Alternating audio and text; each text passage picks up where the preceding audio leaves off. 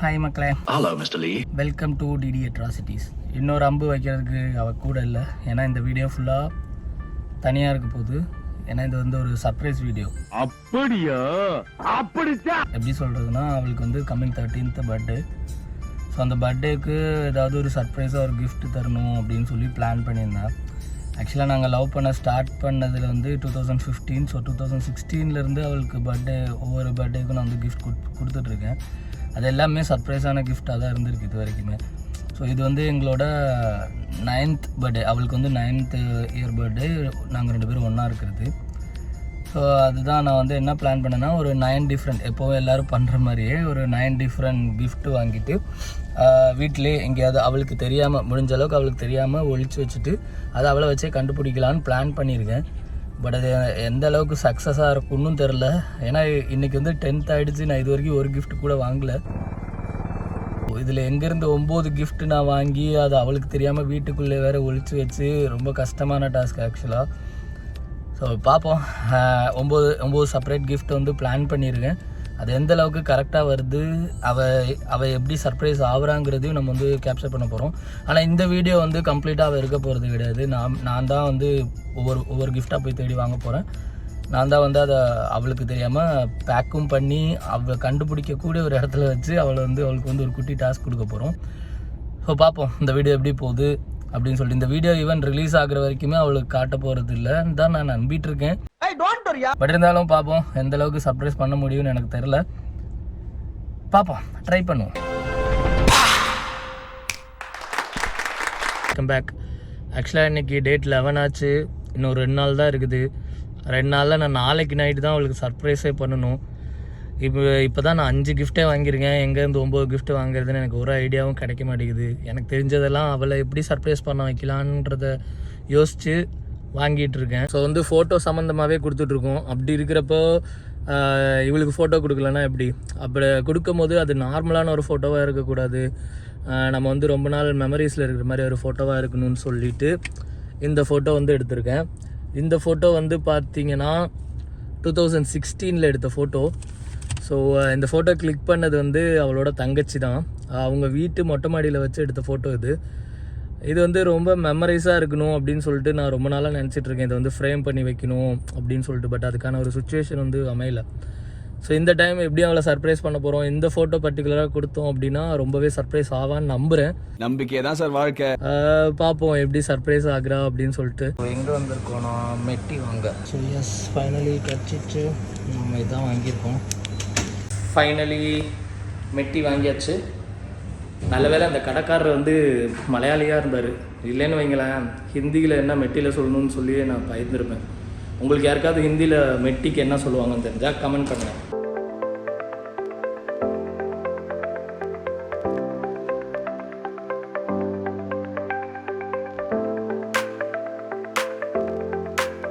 இந்த செருப்பு விஷயத்தில் மட்டும் பாப்பாவுக்கு செட்டே ஆகாது. ஏன் தெரியுமா? நாங்கள் எங்கெல்லாம் போகிறோமோ அந்த கடைக்கார்ட்டெல்லாம் நாங்கள் திட்டு வாங்கியிருக்கோம். ஏன்னா அவள் கால் சைஸுக்கு செருப்பு இருக்காது, இல்லைனா அவள் கேட்குற செருப்பு அவள் சைஸுக்கு இருக்காது. இவ்வளோ பெரிய காலை வச்சுருக்கீங்கன்னு ஒரு கடைக்காரர் கூட கலாய்ச்சிருக்காரு அவரை. இன்சல்ட், ரொம்ப கேவலப்படுத்துகிறான். தெரில, இதில் நான் எந்த நம்பிக்கையில் தனியாக வந்தேன்னு தெரில. எடுத்துகிட்டு போவோம், அமையும்னு நம்புகிறேன். இந்த செருப்பு தான் வாங்கியிருக்கோம்.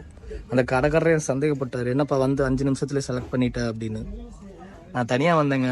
என் பொண்டாட்டி கூட வந்துருந்தேன்னா நீங்கள் இப்படி கேட்டிருக்க மாட்டீங்க. பார்ப்போம். ஓகே, கம்மல் செட்டு வாங்கலான்னு ஒரு ஆசை. ஆனால் என்ன, எதையாவது வாங்கிட்டு போய் அடி வாங்கிடணும்னு ஒரு பயமாக இருக்குது. வாங்குவோமா? எனக்கு என்னமோ இந்த ஆடுது, அதுவே தானோ. இது வாங்கிட்டு போயிடுவோமோ? எதோ என்ன வாங்குடான்னு சொல்கிற மாதிரியே இருக்குது.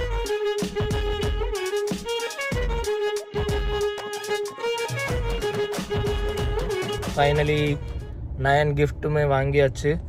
கிஃப்ட் எல்லாமே பின்னாடி தான் வச்சுருக்கேன். இதில் இங்கே பெரிய டாஸ்க் என்னென்னா, மணி 6 ஆக போகுது. அவள் வேறு இப்போ புதுசாக ஏதோ வாக்கிங் போகிறேன்னு ஸ்டார்ட் பண்ணியிருக்கிறா. ஸோ வாக்கிங் போகிற டைமாக பார்த்து நம்ம இந்த எல்லாத்தையும் வீட்டுக்குள்ளே கொண்டு போய் ஒழிச்சு வைக்கணும். அவள் எப்போ வாக்கிங் போகிறான்னு தெரில. இப்போ நம்ம கால் பண்ணால் எதையாவது கலாய்ப்பா. நானே கால் பண்ணுறேன், பார்ப்போம் என்ன ரெஸ்பான்ஸ் பண்ணுறான்னு பார்ப்போம். கால் போகுது, பார்ப்போம் என்ன ரெஸ்பான்ஸ் பண்ணுறான்னு சொல்லிட்டு. ஹலோ, என்னங்க, என்ன பண்ணுறீங்க? நான் என்ன பண்றேன், நான் விலை கேட்டுட்டு சரி ஒரு 6 மணிக்கே வாக்கிங் போகலான்னு நினைச்சேன். வாக்கிங் போறீங்களா இன்னைக்கு? போலாம் 6:30 வாக்கிங் போங்க, உடம்பு குறையணுமா இல்லையா? போறாங்க. என்னங்க திடீர்னு ஃபோன் பண்ணிருக்கீங்க? சும்மா தாங்க கூப்பிட்டேன். சரிங்க, வாக்கிங் போங்க. நீங்க என்னங்க பண்றீங்க? வந்துட்டீங்களா? ஆஃபீஸில் இருக்கேங்க. எப்பங்க வரீங்க? நான் வரும்போது கூப்பிட்றேங்க. அப்ப இப்ப ஏங்க கூப்பிட்டீங்க? நீங்கள் இருக்கீங்களா இல்லையான்னு தெரியறதுக்காக கூப்பிட்டேங்க. லூசுங்க. இல்லையே. லூசே, சும்மா தான் கூப்பிட்டேன். ஏன் ஞாபகம் வந்துச்சா? கன்றாவி அப்படிலாம் இல்லை. Any good news? Any good news? நான் மாசமாக இருக்கேன். Something about your work? Nothing, only செருப்படிஸ். டீ குடிச்சியா? இனிமே தான் குடிக்கணும். சரி ஓகே, நீ வாக்கிங் போப்போ. இல்ல சொல்லு, யார் வீட்டுக்கு போகணுமா? இல்லை நான் சும்மா கேட்டேன். எவ்வளவு நேரம் ஆகும் வரதுக்கு? நான் 7:30 மணி ஆகும், 7:30க்குள்ளே வந்துடுவேன். சரி, கிட்டா. இல்ல ஏதாச்சும் சொல்லு. அடா ஒன்றும் இல்லை பைத்தியமே, ஒன்றும் இல்லை. நான் சும்மானாச்சும் கூப்பிட்டேன். என்ன பண்ணுற, வாக்கிங் போறியான்னு கேட்குறது. சரி பார்ப்போம். அவன் கரெக்டாக வாக்கிங் போனதுக்கு அப்புறமா நம்ம வீட்டில் போய் எல்லாத்தையும் செட் பண்ணுறோம். A few moments later. So yes, 9 separate gift வாங்கியாச்சு. ஒவ்வொரு கிஃப்ட்லேயும் நான் வந்து அடுத்த கிஃப்ட் எங்கே இருக்குங்கிற க்ளூ வரைக்கும் எழுதி வச்சுருக்கேன். சூப்பர் ஐடியா பா. இது வந்து ரொம்ப ரொம்ப ரொம்ப கிரிஞ்சியாக இருந்துச்சு. பார்க்குறவங்களுக்கு எப்படி இருக்குன்னு தெரில. பட் எனிவேஸ், நம்ம வந்து எப்பயாச்சும் நம்ம ஒய்ஃப்க்கு இந்த மாதிரி ஏதாவது சர்ப்ரைஸ் பண்ணணும்னு என்னோட ஆசை. பரவாயில்ல, சர்ப்ரைஸ் ஆவான்னு நினைக்கிறேன். ஏன்னா இவ்வளோ விஷயம்லாம் நான் பண்ண மாட்டேன், அது அவளுக்கே பச்சையாக தெரியும். பார்ப்போம். என் கூட சேர்ந்து நீங்களும் அவளுக்கு ஹாப்பி பர்த்டே விஷ் பண்ணுங்கள். அவள் நல்லபடியாக இருக்கணும்னு ப்ரே பண்ணிக்கோங்க. தேங்க்ஸ் ஃபார் வாட்சிங். ஸோ பேக் டு பேக் இவள் எப்படி இதை கண்டுபிடிக்கிறா, அடுத்து நம்ம இன்னும் நிறையா சர்ப்ரைஸ் வச்சுருக்கேன். ஸோ அதெல்லாம் காட்ட முடியல. பட் பார்ப்போம். நீங்கள் வந்து அதை ஃபேஸ் பண்ணுறப்போ எப்படி ரியாக்ட் பண்ணுறாங்கிறத நீட்டாக அழகாக கேப்சர் பண்ணுவோம். So until then bye. Happy birthday Divya. பிறவி திருநாள் நல்வாழ்த்துக்கள். மண்ணில் நல்ல வண்ணம் வாழலாம். வாழ்த்துக்கள்.